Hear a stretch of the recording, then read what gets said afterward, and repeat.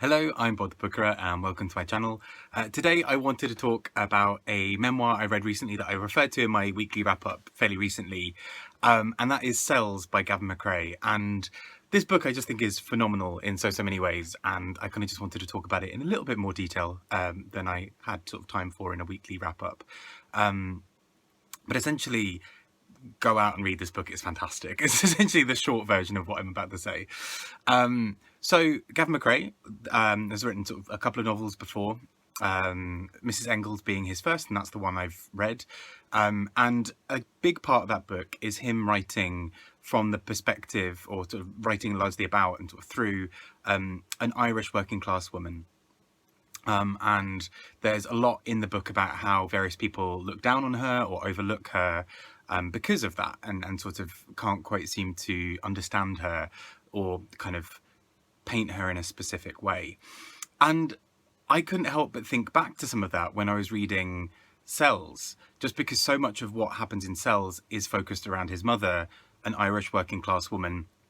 Not to say that they're the same character, but, you know, I think with a lot of authors, what they know will undoubtedly come through in parts of their writing.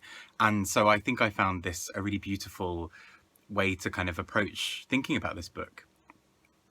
In this book, Gavin McCrea goes into a lot of very brutal and vivid detail about the relationships he has with his family, particularly with his mother, and what those relationships look like in the kind of cell of a family, in the sort of nucleus of what's going on.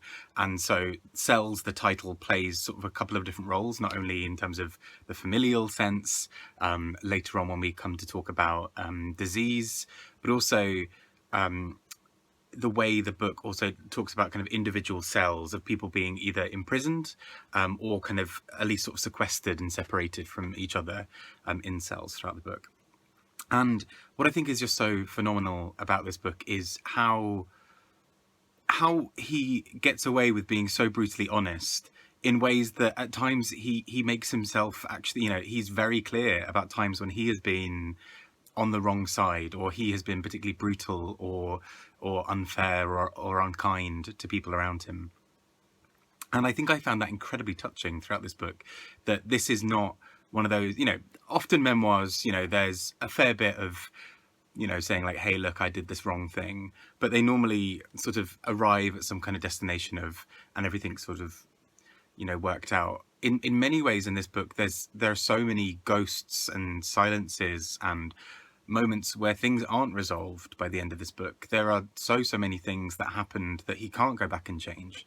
And I think that's something so powerful about what's going on here, is that we see some of the ugliest sides of people in this book, but that's incredibly true, right? People aren't, you know, even the people who probably come off best in this book, namely his mother, who you can see he has such a deep affection for and deep love for.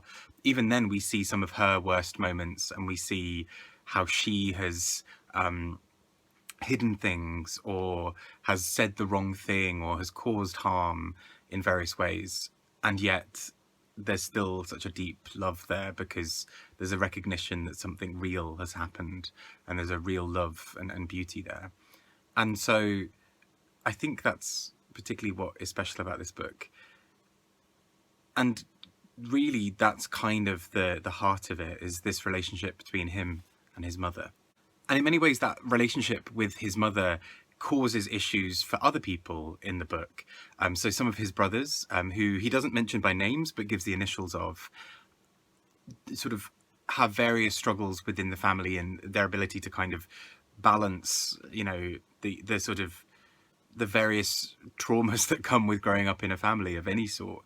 You know, there's this father who's this sort of quite quiet figure, almost sort of, we don't often get too much of him, but when he does speak, there seems to be this sort of gravitas to the way he's seen within the household. You know, he's this sort of more dominant character, and there's a sort of discussion about, you know, how could his mother let him get away with some of these actions. And actually that's so true to the way kids often, or, you know, like we often see things in our families of sort of an understanding, well, a kind of a querying of, how could you do this, that only really gets resolved when we're old enough to maybe understand what what it could have been like for those people. And I think that's the thing I really love here is Gavin McCrea slowly comes to these sort of realizations throughout the book of what his mother maybe was going through at certain times, or what might have been difficult. But even then, there are all these ghosts of things he cannot let go. Even, he's sort of saying in his sort of early 40s, he's having these discussions with his mother saying, why did this happen? Or why do you do this? And these things are unresolved. There's so much that's unresolved here. His brothers have a complicated relationship with Gavin, because Gavin is talking about how he almost sort of seems to steal all the love from his mother. There's such a tight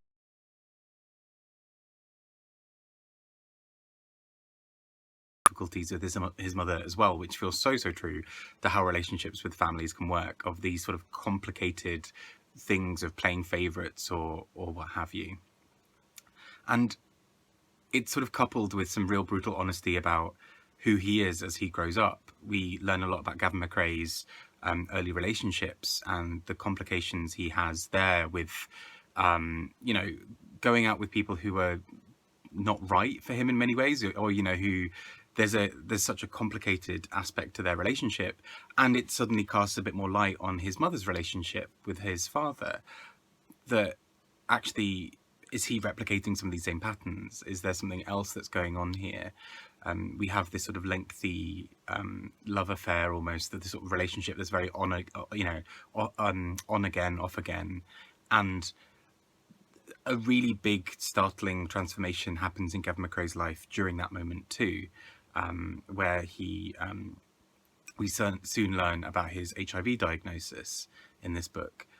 And I found it so incredibly raw in how this was written, to kind of the way he faces that with not, often memoirs, when they cover it, they kind of have this a little bit more of a perception of, I'm going to let go of this anger, I'm going to go and I'm going to do this other thing. But Gavin McCrea is angry in various parts of this book in a way that feels so authentic to how he would have been feeling at that time, and to how he had to sort of move through a lot of that anger to process some of these things that this sort of what felt like a cruel blow dealt to him. And speaking of cruel blows, he is also attacked in various parts of this book. And so we learn about the sort of what it's been like for him as this sort of sensitive young man moving through the world, who has these sort of difficulties, these complicated relationships with people, but also has a really difficult time of being visibly different. And at those moments, he looks to people like his mother for support and love, and often that's given, sometimes it's not, and he isn't able to reconcile that.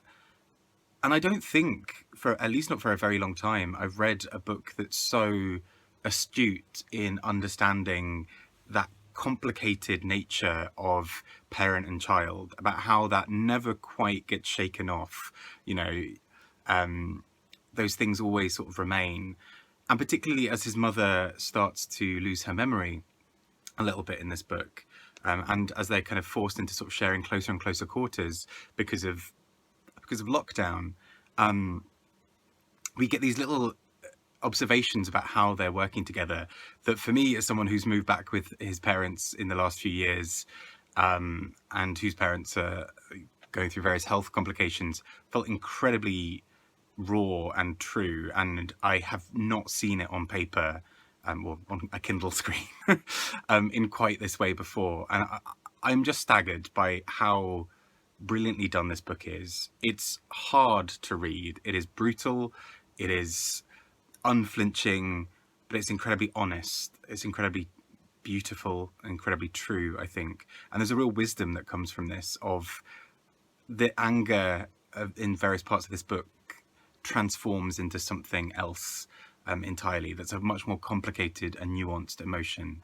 It's not quite healing, it's not quite anger, it's somewhere in between, and that feels incredibly well observed, I think.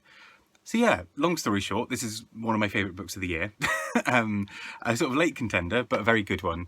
And I really do urge you to check it out. I think this is just such a phenomenally done book, and incredibly painful, but I think in a really beautiful way. Published by the wonderful Scribe. Do go and check it out. I've been Bob the Booker. Take care and speak to you all soon. Bye bye.